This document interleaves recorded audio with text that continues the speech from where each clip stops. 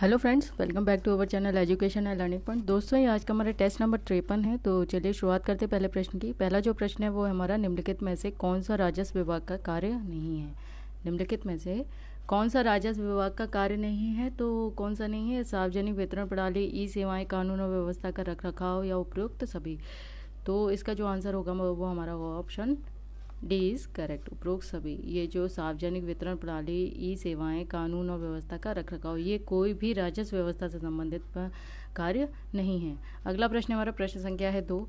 2020 में नाटो में शामिल होने वाला सदस्य राज्य कौन था? तो वो था उत्तर Macedonia. Option C is correct. अगला प्रश्न संख्या है 3। काशी विश्वनाथ मंदिर उत्तर प्रदेश के निम्नलिखित में से किस जिले में स्थित है? तो किस जिले में स्थित है? वो है हमारा वाराणसी में। Option D is correct.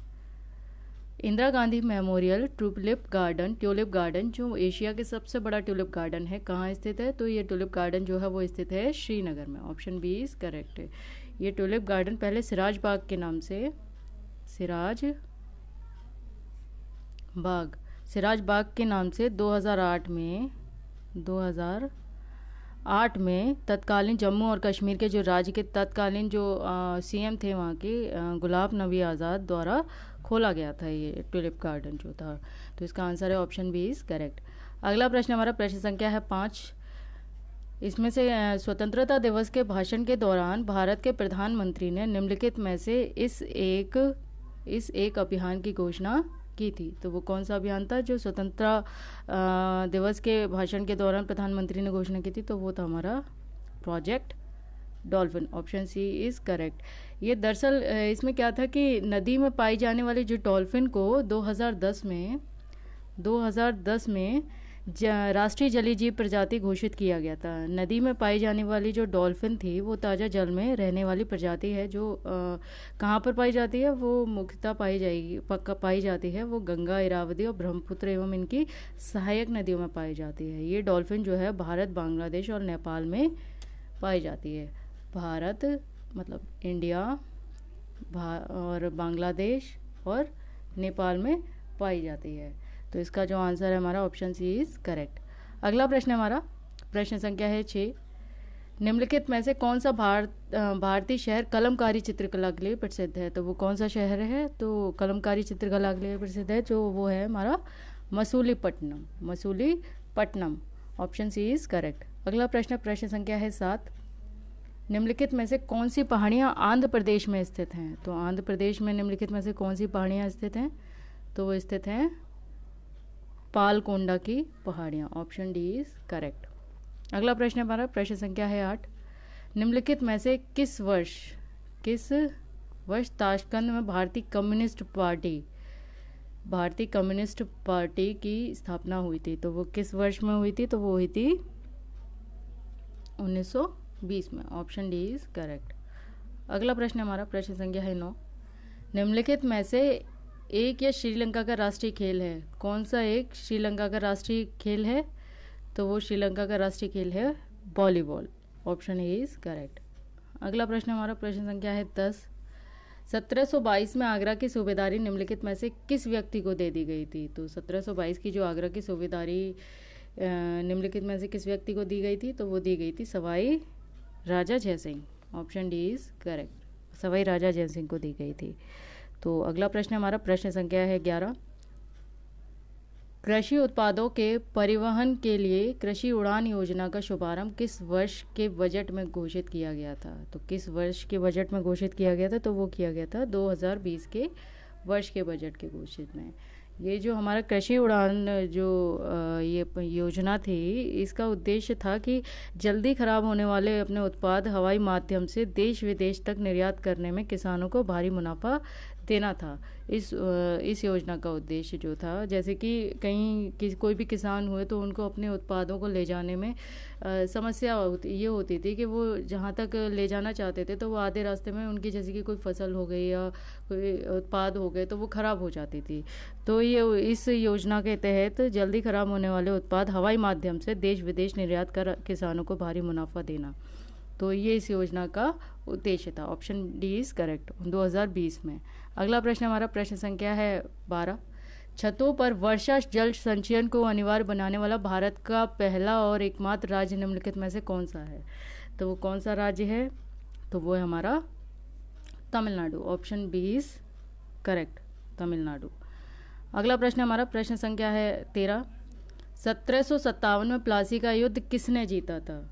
तो प्लासी का जो युद्ध हुआ था 1757 में, तो वो किसने जीता था? वो जीता था ब्रिटिश ईस्ट इंडिया कंपनी ने, ब्रिटिश ईस्ट इंडिया कंपनी ने। और यह युद्ध कब हुआ था? यह युद्ध हुआ था 23 जून 1757 को। प्लासी का जो युद्ध हुआ था वो हुआ था 23 जून 1757 को, और किसने जीता था? ब्रिटिश ईस्ट इंडिया कंपनी ने। अगला प्रश्न हमारा प्रश्न संख्या है 14। स्थापत्य कला की एक शैली है जिसमें नागर और द्रविड़ शैली के तत्वों का समावेश है। तो वो कौन सी शैली है जिसमें नागर और द्रविड़ शैली के तत्वों का समावेश है? तो वो है हमारी वेसर शैली। Option B is correct. अगला प्रश्न हमारा प्रश्न संख्या है 15। दिल्ली में लाल किले का निर्माण निम्नलिखित में से किसने कराया था? तो लाल किला का जो दिल्ली का लाल किला है उसका निर्माण किसने करवाया था? तो वो करवाया था शाहजहां ने। Option A is correct. अगला प्रश्न प्रश्न संख्या है 16। निम्नलिखित में से किस राज्य ने श्रेणी 1 के अंतर्गत 2021 का ई पंचायत का प्रथम पुरस्कार जीता? तो इसका आंसर क्या होगा? इसका आंसर होगा हमारा option D is correct, Uttar Pradesh ने जी, और उत्तर प्रदेश। अगला प्रश्न हमारा प्रश्न संख्या है 17। भारतीय रिजर्व बैंक के आधिकारिक चिन्ह में शामिल है। तो भारतीय रिजर्व बैंक का आपने जो चिन्ह देखा होगा, उसका जो लोगो होगा उस पर कौन से वृक्ष का चिन्ह अंकित है? तो उसमें अंकित है ताड़ का वृक्ष। ताड़ का वृक्ष आपने आप में से ज़्यादातर लोगों ने देखा होगा, तो वो कुछ इस तरीके का होता है, इस तरीके का होता है ताड़ का वृक्ष। तो इस तरीके से होता है। तो भारतीय रिजर्व बैंक का जो आधिकारिक चिन्ह है वो ताड़ का वृक्ष है। Option D is correct. अगला प्रश्न हमारा प्रश्न संख्या है 18।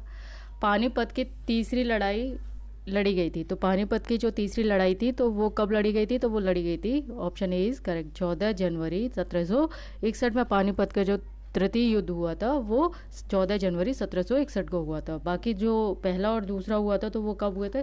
पहला हुआ था 21 अप्रैल 1526 में, और जो दूसरा हुआ था तो दूसरा हुआ था 5 नवंबर 1556 में।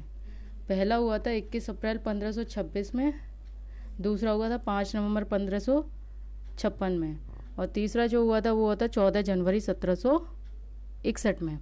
तो आपको ये जो तारीखें हैं ये तारीख याद रखनी पड़ेगी, क्योंकि कई बारी परीक्षाओं में इस प्रश्न से संबंधित प्रश्न आ चुके हैं। तो इसमें एक बार फिर से मैं आपको रिपीट कर दूं, जो पानीपत की तीसरी लड़ाई लड़ी गई थी वो लड़ी गई थी 14 जनवरी 1761 में।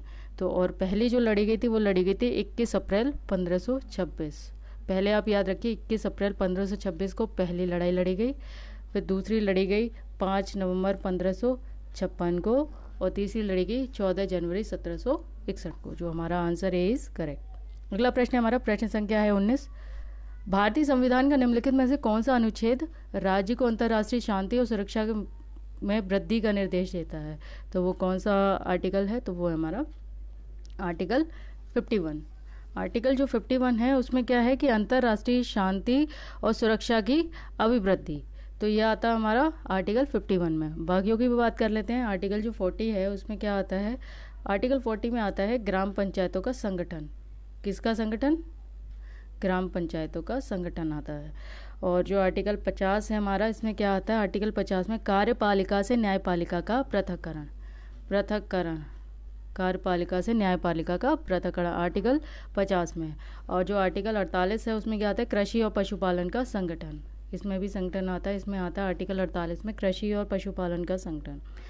तो अगला प्रश्न हमारा, इसका जो आंसर है हमारा क्या होगा? इसका आंसर होगा हमारा आर्टिकल 51, जिसमें दिया है कि अंतर्राष्ट्रीय शांति और सुरक्षा की अभिवृद्धि। तो अगला प्रश्न हमारा प्रश्न संख्या है 20।